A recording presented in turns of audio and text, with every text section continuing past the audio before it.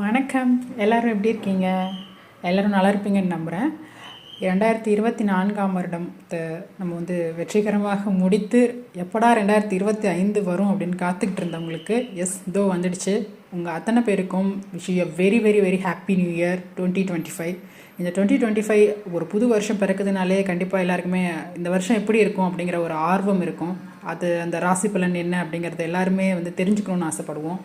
So அந்த வகையில் இந்த வருஷம் எல்லா கிரகங்களுடைய பயிற்சியும் நடக்க போகுது.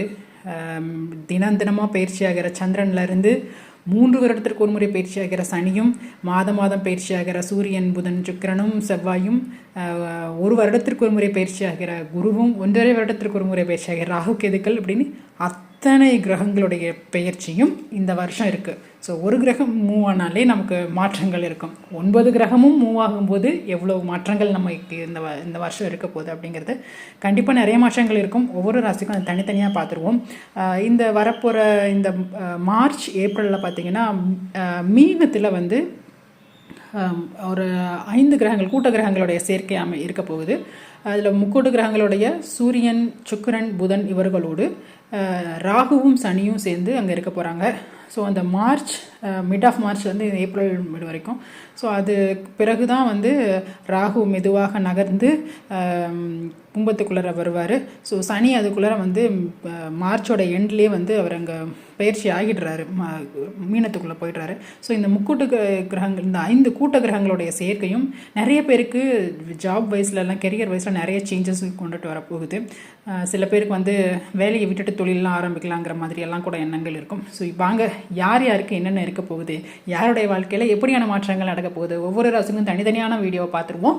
அது மட்டும் இல்லாமல் உங்களுடைய ராசி லக்னம் முன்னாடியே சொல்கிற மாதிரி ரெண்டுக்கும் சேர்த்து உங்களுடைய பலன்களை நீங்கள் பார்த்துக்கோங்க. ஸோ தட் இன்னும் கொஞ்சம் துல்லியமான பலன் கிடைக்கும். உங்களுடைய ராசிக்கு மட்டும் நல்லா இருக்குது, லக்னத்துக்கும் நல்லா இருக்குன்னா சூப்பர்.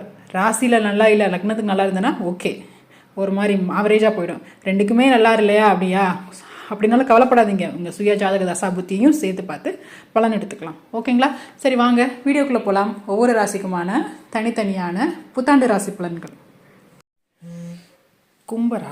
கும்பராசிக்கு இந்த 2025ஆம் ஆண்டு புத்தாண்டு எப்படி இருக்க போகுது? ஜென்மச்சனி விலகுது. ஸோ அவர் பாதச்சனியாக ஷிஃப்ட் ஆகிறாரு. மார்ச் மாதம் 29ஆம் தேதியே உங்களுடைய ராசியிலிருந்து சனி 2ஆம் இடத்திற்கு, அதாவது மீனத்திற்கு பயிற்சி ஆகிறார்.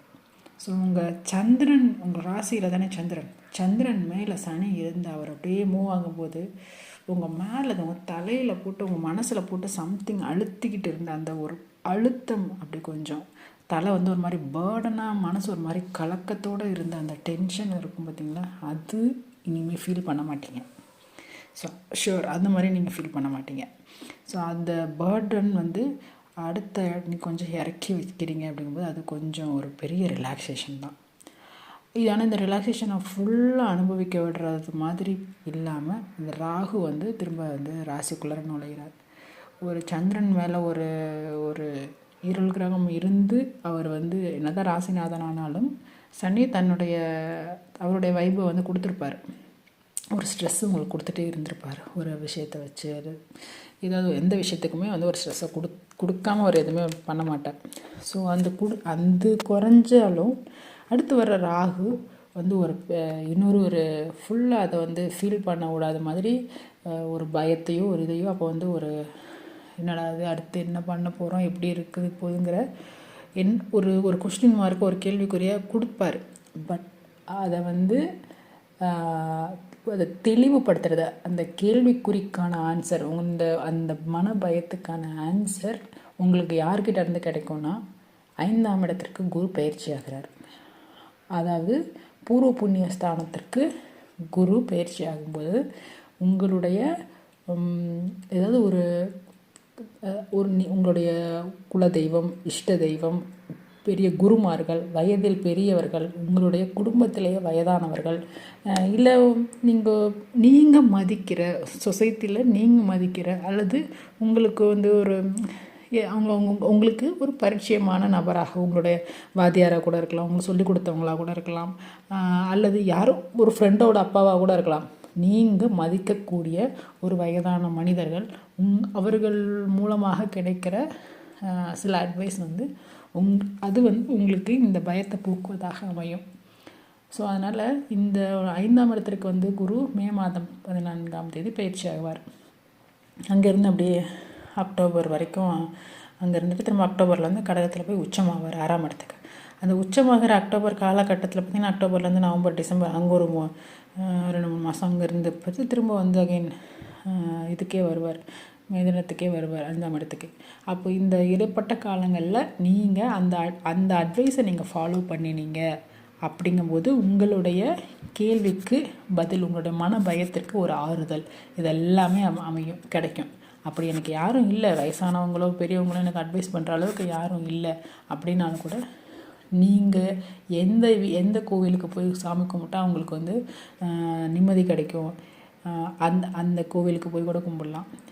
எந்த புத்தகத்தை ரீட் பண்ணால் நிறைய சாமி புத்தகங்களும் இருக்குது. அதை தவிர நிறைய வாழ்க்கையில் மோட்டிவேஷன் புத்தகங்கள் கூட இருக்குது. ஸோ எந்த புத்தகத்தை நீங்கள் ஓப்பன் பண்ணாலும் அந்த புத்தகத்துலேருந்து உங்களுக்கு வந்து ஒரு நல்ல ஒரு நீங்கள் உங்களுடைய மனத்துக்கு நீங்கள் கேட்குற குழப்பத்திற்கு ஒரு ஆறுதலோ ஒரு விடையோ அதில் கிடைக்கும். ஸோ நல்ல ஒரு மோட்டிவேஷன் சம்மந்தப்பட்ட புத்தகங்களை படிங்க, மோட்டிவேஷன் சம்மந்தப்பட்ட வீடியோக்கள் கேடுங்க. உங்களுக்கு பாசிட்டிவ் வைப்பு கொடுக்குற மனுஷங்கள் யாராக இருந்தாலும் அவங்கக்கிட்ட பேசுங்க. ஸோ அது நல்ல நண்பர்களாக கூட இருக்கலாம். ஆக குரு அந்த மாதிரியான வேலைகளை வந்து அந்த 5ஆம் இடத்துலேருந்து உங்களுக்கு கொடுப்பார். ஈவன் ராகுவுக்கு வந்து அந்த ராகு உங்களுடைய லக்னத்திற்கு ராசிக்கு வந்து குருவோட பார்வையில் வரும்போது வேற்று மதத்தினர் மூலமாக கூட உங்களுக்கு அந்த உபதேசம் கிடைக்கும். சரியா? அவர் நண்பராகவும் இருக்கலாம் அல்லது வயதானவர்களாகவும் இருக்கலாம். ஸோ அந்த மாதிரி வேற்று மதத்தினராக அவர்களுடைய இது மூலமாக கூட கிடைக்கும். சிலருக்கு தாத்தா பாட்டி உறவுகளாகவும் கூட இருக்கும். ஸோ இவர்கள் மூலமாக உங்களுக்கு அந்த மனக்கலக்கங்கிறது நீங்குவதற்கான வாய்ப்புகள் இருக்கும். ஓகே. ஸோ அதுக்கு பிறகு இந்த குரு இடையில் வந்து 6ஆம் இடத்திற்கு பயிற்சி ஆகிறார். அவர் 6ஆம் இடத்திற்கு பயிற்சி ஆகிறப்போ உங்களுக்கு ஏதாவது நீங்கள் வேலை தேடிட்டுருக்கீங்க அப்படிங்கும்போது வேலையில் வந்து உங்களுக்கு ஏதாவது வேலை கிடைக்கிறதுக்கு வாய்ப்பு உண்டு, நல்ல வேலையாக. ஏன்னா குரு வந்து தனாதிபதியாகி அவர் வந்து 6ஆம் இடத்துல உச்சமாகும்போது ஒரு நல்ல இன்கமில் ஒரு வேலை ஒன்று கிடைக்கணும்.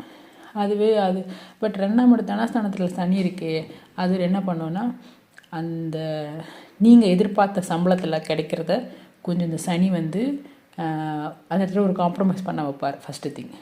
இல்லை நீங்கள் எதிர்பார்க்குற சம்பளம் கிடைக்குது அப்படிங்கிற பட்சத்தில் என்ன பண்ணுவாருன்னா அதில் வந்து உங்களுக்கு ஏகப்பட்ட கமிட்மெண்ட் கொடுத்து வச்சுருக்கோம்.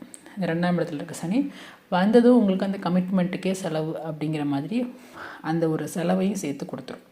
ஸோ இந்த மாதிரி இந்த 2ஆம் இடத்து உங்களுடைய பாத சனி வந்து இப்படி வந்து நிறைய செலவுகளை குடும்பத்திற்காக இது மாதிரிலாம் செலவு பண்ண வைக்கும். பொருளாதாரத்தில் எந்த பிரச்சனையும் இல்லாத பட்சத்தில் குடும்ப உறவுகளுக்குள்ள சில காட்டமான பேச்சுவார்த்தைகள், சில சிக்கல்கள் அப்படிங்கிறதுக்கு இருக்கும். ஏன்னா 7ஆம் இடத்துக்கு வேறு கேது போகுது. அங்கே வாழ்க்கை துணையோட விட கொஞ்சம் ஒரு பிரச்சனைகளை கொடுத்துட்டு தான் இருக்கும். ஒரு அப்பப்போ வந்து அவங்களோட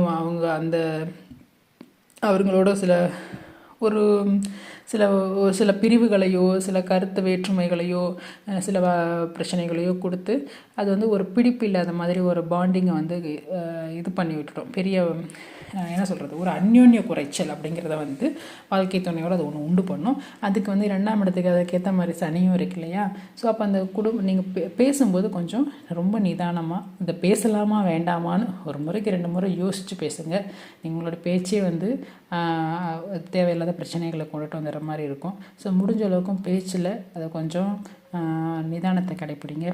அதே மாதிரி பொருளாதாரத்தில் அதில் வந்து இதுதான் நம்மளுடைய சம்பளம், இந்த சம்பளத்துக்கு இவ்வளோ தான் நம்ம செலவு பண்ணணும் அப்படிங்கிற மாதிரி ஒரு பட்ஜெட், ஒரு பிளான் பண்ணி அந்த பிளானில் நீங்கள் பண்ணீங்க அப்படிங்கும்போது இதில் வந்து பெரிய எந்த ப்ராப்ளமும் இல்லை.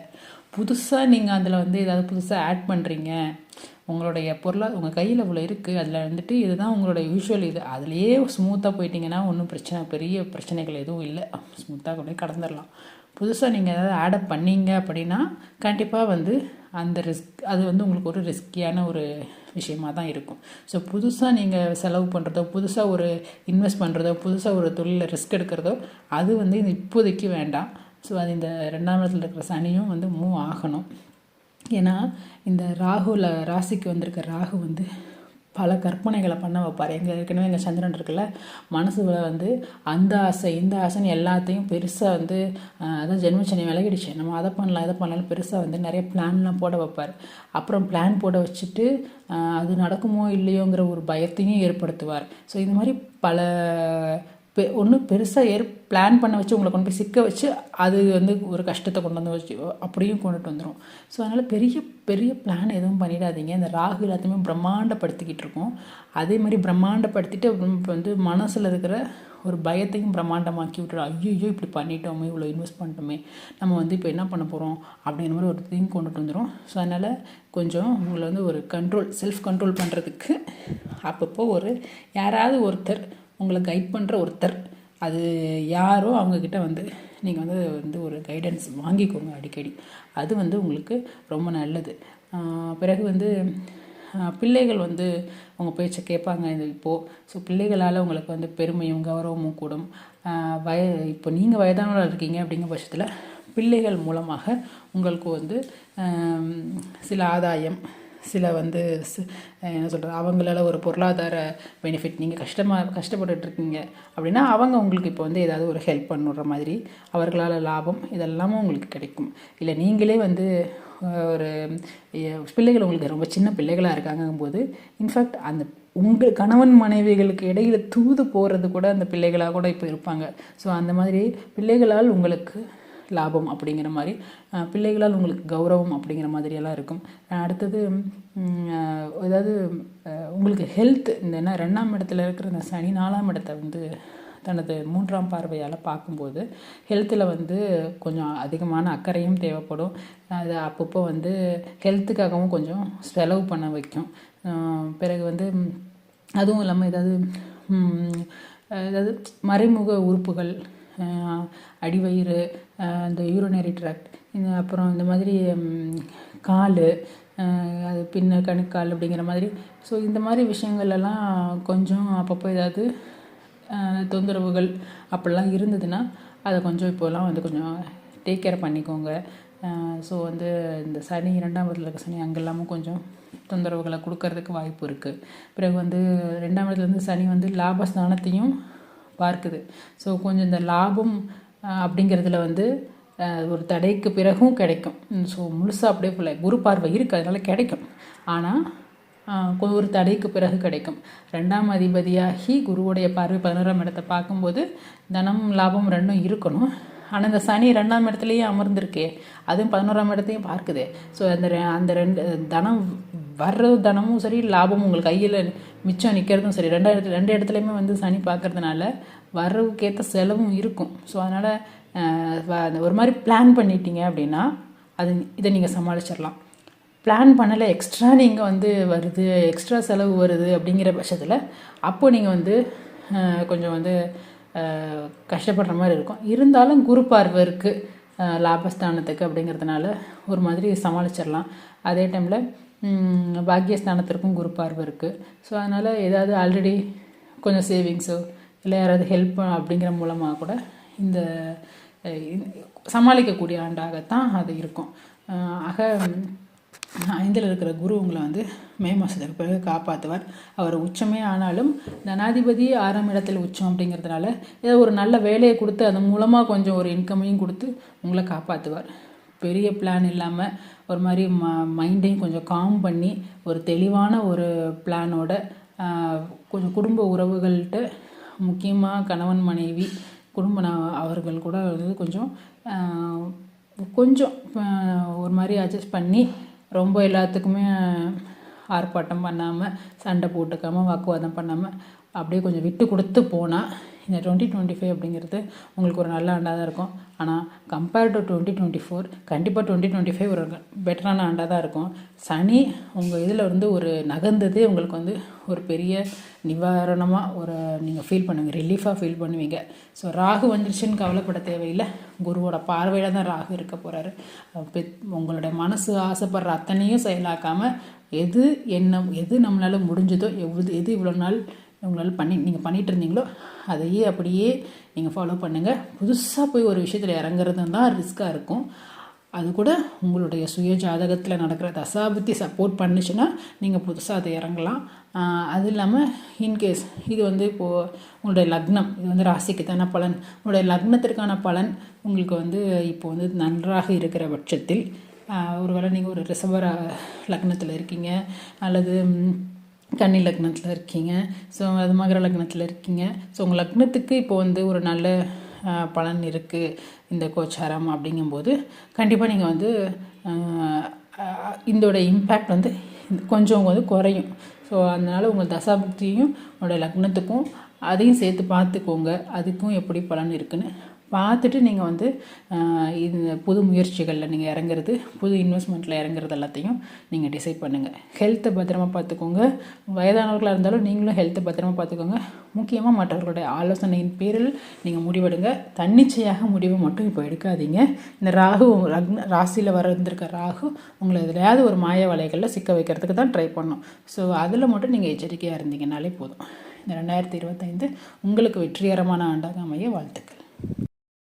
இப்போ நீங்கள் பார்த்தது உங்கள் ராசிக்கான புத்தாண்டு ராசி பலன். இந்த ராசியோட நீங்கள் என்ன லக்னமோ அந்த லக்னத்துடைய ராசி பலனையும் சேர்த்து பார்த்துக்கோங்க. ஏன்னா ராசி லக்னம் ரெண்டுமே நல்லா இருக்கும்போது உங்களுக்கு இந்த நியூ இயரோடைய இது வந்து இன்னும் ரொம்ப நல்லாயிருக்கும். அதாவது ப்ரெடிக்ஷன் வந்து உங்களுக்கு இன்னும் கொஞ்சம் துல்லியமாக வரும். உதாரணத்துக்கு நீங்கள் வந்து ஒரு மேஷ ராசியில் இருக்கீங்க, உங்களுடைய லக்னம் வந்து ஏன்னா மேஷத்திற்கு சனி 7 சனி ஆரம்பிக்குது அப்படின்னு வந்து பயந்துட்டுருக்கீங்க அப்படின்னு வச்சுக்கோங்களேன். பட் உங்களுடைய லக்னத்துக்கு வந்து இந்த சனி வந்து நல்ல பொசிஷனில் தான் இருக்கார். அப்படிங்கும்போது நீங்கள் வந்து ஒரு ரிஷப லக்னமோ மிதுன லக்னமோ அல்லது வந்து துலாம் லக்னமோ, ஸோ இப்படி ஒரு நல்ல மகர லக்னமோ, இப்படி நல்ல ஒரு லக்னத்துக்கு வந்து உங்களுக்கு வந்து சனி நல்ல ஒரு இடத்துல பயிற்சியாகி இருக்கும்போது இந்த இந்த இந்த பலன், இந்த ஏழரை இம்பேக்ட் வந்து ரொம்ப உங்களை அஃபெக்ட் பண்ணாது. உங்களுக்கு அது ரொம்ப கடினமாக ஃபீல் பண்ணாது. ஒரு 50% தான். ஸோ ராசி பாதி லக்னம் பாதி. ராசி 50%னா விதியும் மதியும், விதி பாதி மதி பாதிங்கிற மாதிரி உங்களுடைய ராசிங்கிறது உங்களுடைய மனம், மதி. ராசி தான் சந்திரன், ராசி மதி. உங்களுடைய விதிங்கிறது லக்னம். ஸோ விதி பாதி மதிப்பாதி அப்படிங்கும்போது உங்களுடைய லக்னத்திற்கு இந்த ராசி பலன் நன்றாக இருக்கிற பட்சத்தில் உங்களுடைய ராசிக்கான இந்த பலன் வந்து அது நெகட்டிவாகவே இருந்தால் கூட பெருசாக அஃபெக்ட் பண்ணாது. ராசியும் லக்னமும் ரெண்டும் ஒன்றாகி வருது அப்படிங்கும்போது அப்போ வந்து நல்லதாக இருந்தாலும் ரொம்ப நல்லா இருக்கும், கெட்டதாக இருந்தாலும் கொஞ்சம் அழுத்தி செய்கிற மாதிரி இருக்கும். ஸோ இதுதான். அப்போது நீங்கள் ராசியில் உங்கள் உதாரணத்துக்கு நீங்கள் மேஷ ராசி மிதுன லக்னம்னா மேஷம் மிதுனம் ரெண்டுக்கும் சேர்த்து ஒரு பலன் பார்த்துக்கோங்க. அந்த பலன் உங்களுக்கு இன்னும் கொஞ்சம் துல்லியமாக நடக்கிறது போல் உங்களுக்கு தெரியும்.